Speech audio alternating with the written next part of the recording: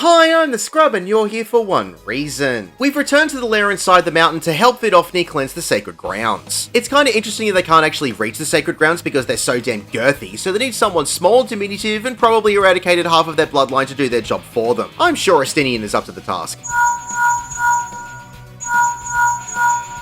The mailbox is full and cannot accept any messages at this time. Fine, I'll do it myself. Time to learn about Sohm al-Hard. Simplified.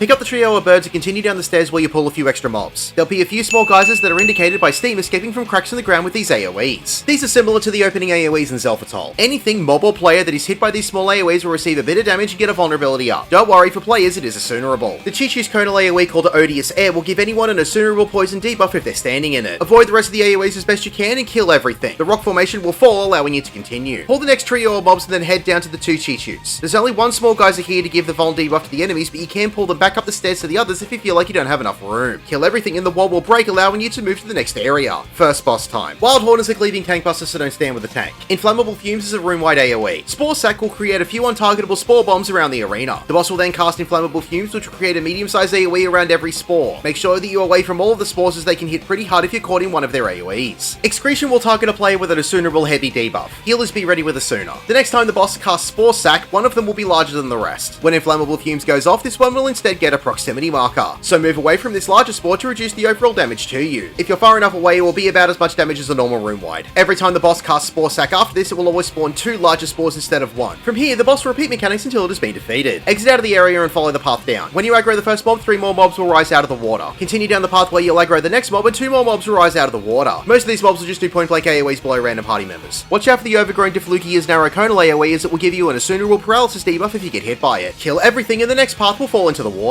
As you get close to the next 2 areas on the path, more mobs will spawn out of the water. The straight line AoEs from all the mobs in this pool will knock you back if you get hit by them. Kill everything and 2 more mobs will burst out from the ground. Kill those 2 and the path will fall into the water, and it's second boss time. All of Galro's attacks will not have a cast bar and are instead telegraphed by what he does. For almost every avoidable move that you get hit by in this fight, it will give you an Unassunerable Infirmity debuff, which means you'll have reduced healing magic recovery. If he raises his claw in the air, he will swipe wherever he is facing, usually at the main tank. This is a conal AoE, so move to the side or through him to avoid it. If he raises his tail in the air, he will whip his tail behind him in a conal AoE. If you get hit by this, it will give you a knockback. It is larger than you're anticipating, so just move to his side to avoid this. Volcanic Howl is a room-wide AoE. This will also make the boss glow and give him a damage up while he's glowing. If he swipes his claw while he's glowing, he will create a small vortex on the ground. A few seconds later, this will explode at a medium-sized AoE and give anyone hit by it a slight knockback. So you just want to get away from this if it's created. If he raises his tail in the air while he's glowing, he will spin and knock back anyone with a medium-sized point-blank AoE around him. So you want to get away from him when he lifts his tail. He will turn to a random player and lower his shoulder. He will dash towards this player he is targeting. If he manages to hit you, it is a large knockback. So if he turns to face you, just move to the side to avoid it. He will also turn to a random player and bring his claws to his mouth. This will shoot a fireball at the spot of wherever the targeted player was standing in a smallish AoE. You just need to get away from where you were standing if he turns to face you in order to dodge this. If he brings his claws to his mouth while he's glowing, he will get an additional glow over his head and neck. This will not be a fireball, but instead be a sustained flame breath for a few seconds, which will damage you for every tick you were in the AoE. The boss will repeat these mechanics until he is defeated. Exit out of the arena and head through to the next area. Pick up the 2 clay golems. Watch out for their large conal AoEs called Wild Horn, as they will give a knockback if you get hit by it. Continue down the path until you get to the lava crabs and a lava slime called Blood of the Mountain. As you get close, another mob will spawn in. When you pull the Blood of the Mountain, it will start slow casting Torch. If this cast finishes, it explodes in a large AoE. The cast is stunnable, and I'd recommend bursting these mobs down first. Kill everything. Stop and kill the next pack of 5 enemies which contain 2 Blood of the Mountain. After you've killed those 5, you can move to the end of the path where 3 mobs will spawn in, including 2 more Blood of the Mountain. Kill everything. Final boss time. Molten Silk is a 270-degree conal AoE. Just move away from the boss or into the safe space of the pizza to dodge it. It can also be a donut AoE later in the fight. One player will get this red marker over their head and the boss will start casting Flying Press. This will also cause the outside of the arena to become lava and will give you a burns debuff if you get knocked into or are standing in it. This player will need to move away from the rest of the group and towards the outer edge of the platform. When the cast finishes, the boss will leap and slam the ground where this player is located. Near to this player will spawn a small AoE of lava, which will give you the burns debuff if you're standing in it. Also, a bunch of small AoEs will fall from the ceiling. Just avoid them as best you can. Every time the boss casts Flying Press after this, all the AoE puddles in the arena will grow in size until they're they're pretty big. They can severely cut off enough of the arena if the boss is left alive for too long. Deadly Thrust is a hard-hitting tank buster. I'd recommend the tanks should definitely use a cooldown for this. The boss will cast Hiss. This will spawn in 2 smaller scorpions into the fight. One will be glowing yellow and the other will be normal. The yellow one will start casting Borehole. If this cast finishes, it will create another lava AoE puddle where it is standing. Kill this one first. The little one will just auto-attack and give small tank busters. It can be defeated easily. The boss will then cast Realm Shaker, which is a small point-blank AoE. If you get hit by this, it is a slight knockback. When the boss performs Molten Silk after this, it does this with the back and front safe zones being back-to-back. When it casts Hiss again, it will spawn in double the number of scorpions. Again, kill the yellow ones first. The boss will repeat mechanics until it has been defeated. Congratulations, you have beaten Sohm